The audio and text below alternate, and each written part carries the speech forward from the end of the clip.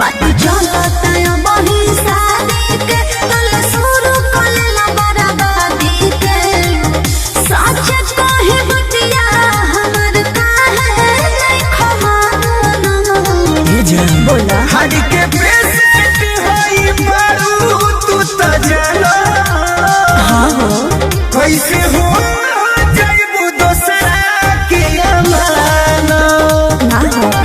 हर के पेशेंट होई बारू तू त जानो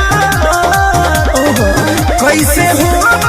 जाइबू दोसरा के अमाना अभी ना हो खबर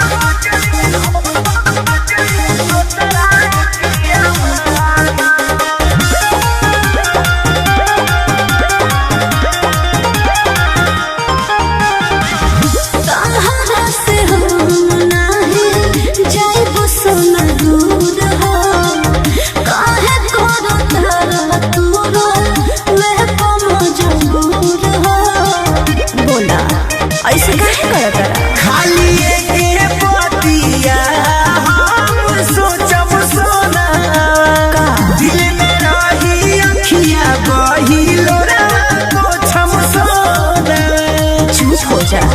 अभी नहीं हो खाब तारा जेल से जमाना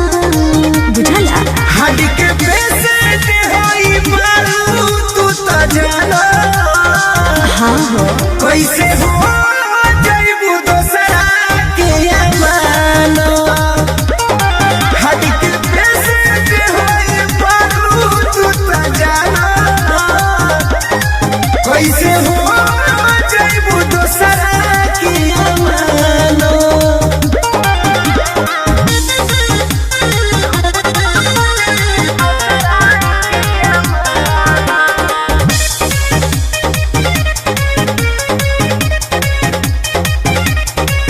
बार बार के बतिया लाव जन दिमाग में तोहरे लिखल बानी सोना जिंदगी भाग में सोना काहे पागल बनता धक्का धड़कन के मारे कम जबूर करबू सोनू सारा गम के पाके हमके दूर करबू कुछ नहीं खभइल इतना काहे बड़ा भावना हड के पेशेंट होई बारू तू त जानो का कैसे हो जाइबू दोसरा के अमाना ओहो हड के पेशेंट होई बारू तू त जानो कैसे हो जाइबू दोसरा के अमानो अब पागला मजाक में कोई नहीं है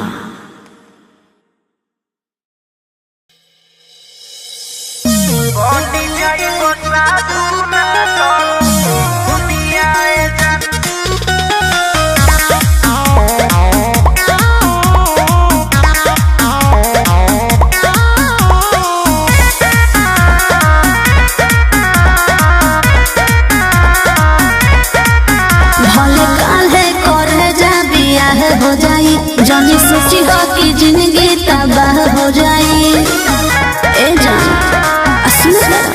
भले काल्हे करे जा बियाह हो जाई जानी सोची हो कि जिंदगी तबाह हो जाई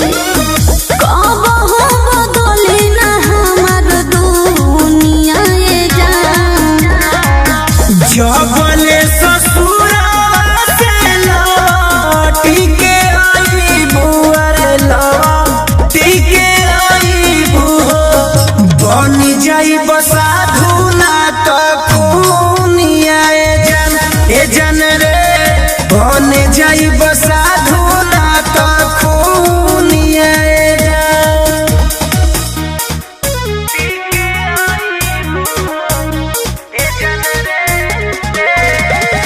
म्यूजिक बाय आर्या शर्मा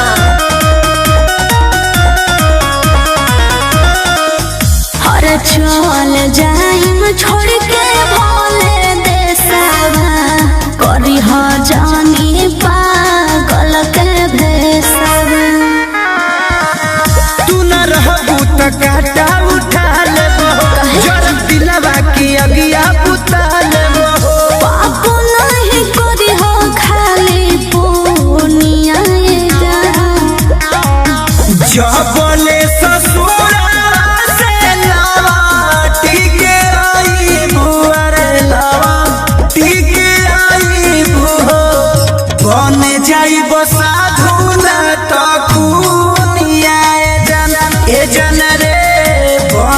जाई साधु ना तो खूनिया